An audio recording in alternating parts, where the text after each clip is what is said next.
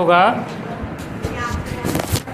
पहला खंड जहाँ पर 4 पैराग्राफ होंगे, है ना। ऐसा माने कि 2 प्रोज और 2 पोइट्री, 2 प्रोज 2 पोइट्री, 2 कविताएं होंगी और 2 गद्यांश होंगे। किसी कहानी का कोई एक पैराग्राफ ले लिया जाएगा जिसको अनुच्छेद बोलते हैं, उससे संबंधित 5 प्रश्न उसके नीचे दिए जाएंगे। उन 5 प्रश्नों के उत्तर उसी अनुच्छेद से लिखना होता है। ऐसे ही कविता में होता है। कविता के नीचे 5 प्रश्न दिए जाते हैं। 5 प्रश्नों के उत्तर कविता से चुनकर लिखना होता है, उसको पढ़ना होता है कविता को, फिर उससे संबंधित जो भाव होता है उसे हम लिखते हैं। जो कविता होगी वो 2 आएंगी, 2 में से एक कविता पढ़ी हुई होगी और एक कविता बिना पढ़ी होगी, जिसे हम अपठित काव्यांश कहेंगे। जो पढ़ा नहीं आएगा कविता, उस कविता को हम कहते हैं अपठित काव्यांश। ऐसे ही जो कहानी का अनुच्छेद पढ़ा हुआ नहीं होगा उसको कहेंगे अपठित गद्यांश। क्या बोलेंगे? जो पढ़ा होगा उसको बोलेंगे पठित गद्यांश। पठित का मतलब पढ़ा हुआ, अपठित का मतलब हो जाएगा ना पढ़ा हुआ। आ का मतलब नहीं, पठित का मतलब पढ़ा हुआ। ठीक, इस तरह 20 प्रश्नों के लिए बात हो गई। बाकी जो 20 बचा वहाँ पर कुछ प्रश्न दीर्घ उत्तरी आएंगे। दीर्घ उत्तरी का मतलब लॉन्ग आंसर। जैसे 4 पाठ सभी ने पढ़े हैं। पहला पाठ है मातृभूमि, दूसरा गोल, तीसरा पहली बूंद, चौथा हार की जीत। चारों पाठों का भावार्थ, सारांश, समरी सबको आनी चाहिए। अगर मान लो कोई प्रश्न बने कि पहली बूंद नामक कविता को पढ़ने के बाद आपको कैसा लगा, अपने शब्दों में लिखिए। तो पहली बूंद कविता में जो जो बातें कही गई हैं उन सभी बातों को लिखना होगा। कितने शब्दों में लिखना है ऐसा निर्देश प्रश्न के साथ में ही दे दिया जाएगा। फिर अगर किसी कहानी के बारे में पूछा जा रहा है, जो कहानी पाठ्यक्रम में शामिल है, हार की जीत, प्रश्न हो सकता है कि हार की जीत नामक कहानी में बाबा भारती की किन किन बातों को आप सबसे अधिक पसंद करते हैं, अपने शब्दों में लिखो। फिर वहाँ पर शब्द संख्या दे दी जाएगी कि शब्द 50 शब्द, 100 शब्द, है ना। जितने अंक का होगा, अगर 4 अंक का है शब्द संख्या कुछ अधिक होगी, 2 अंक का है तो शब्द संख्या 25 से 30 होगी। शब्द संख्या का आकलन कैसे करेंगे, उसकी हम गणना कैसे करेंगे? तो एक वाक्य में जितने भी शब्द आते हैं, जैसे राम जाता है, राम जाता है, यहाँ पर 3 शब्द हैं।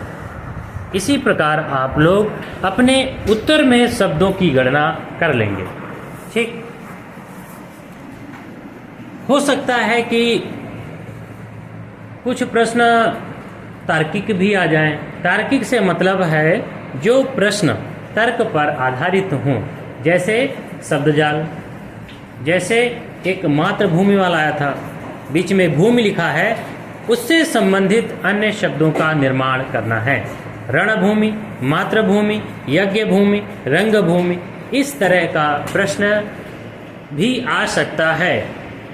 या शब्दजाल वाला दे दिया जाए, या कहीं कहीं पर समानार्थी शब्दों को लिखने के लिए भी बोला जा सकता है।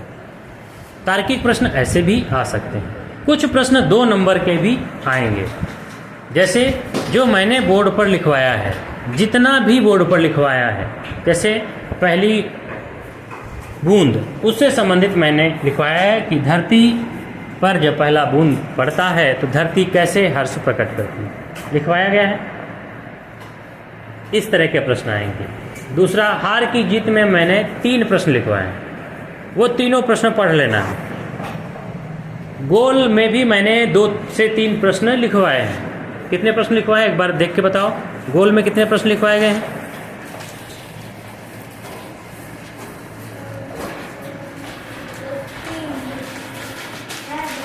दो प्रश्न। तो इस तरह से हमने बोर्ड पर अभी तक मात्र 6 प्रश्न लिखवाए हैं, है ना? अगर 3 है तो 7 हो जाएगा। 3 गोल में, 3 प्रश्न गोल में लिखवाया गया है और 1 प्रश्न पहली बूंद में लिखवाया गया है। 1 लिखवाया गया ना? पहली बूंद में 2 प्रश्न हो गए और 3 प्रश्न हो गए हार की जीत में। तो कुल 7 प्रश्न हैं। 7 प्रश्नों में से 2 से 3 प्रश्न आ ही सकते हैं, उनको अच्छे से तैयार कर लेना। ठीक, कुछ लघु उत्तरी, लघु का मतलब छोटा उत्तर, 25 से 30 शब्द वाला, 40 शब्द वाला, और कुछ दीर्घ उत्तरी प्रश्न होंगे जहाँ पर लगभग 100 शब्दों में लिखना होगा। 100 शब्दों का मतलब लगभग 10 लाइन। सभी को ध्यान रखना है, किसी भी प्रश्न का उत्तर बहुत बड़ा नहीं लिखना है। जितना बताया गया है उतने ही शब्द लगभग होने चाहिए। शब्द कोई गिनेगा नहीं, एक अनुमान होता है कि 100 शब्द है और एक लाइन में अगर 8 या 10 शब्द आ रहे हैं, 10 या 12 शब्द, उसी हिसाब से हम गणना कर लेते हैं। 12 शब्द आ रहे हैं तो लगभग 8 से 9 लाइन कर लेंगे। 10 आ रहे हैं तो 10 से 11 लाइन कर लेंगे। 9 लाइन भी ठीक माना जाएगा, 10 भी ठीक माना जाएगा और 11 भी। लेकिन 9 की जगह 7 लाइन करोगे, नंबर कटेगा। 10 की जगह 12-13 लाइन लिखोगे तो अगला प्रश्न छूटने की संभावना बन जाएगी, है ना? जो शब्द 100 लिख रहा है और जो शब्दों की संख्या बढ़ाकर 130 कर दे रहा है, तो 30 शब्द जो लिख रहे हो उसका समय उन्हीं 3 घंटों में से तो कम होगा, और वो 30 शब्द किसी अगले प्रश्न के उत्तर का समय खत्म करेगा।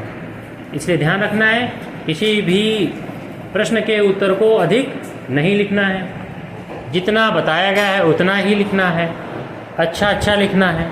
ठीक, आज के लिए इतनी ही जानकारी, बाकी कल बात है।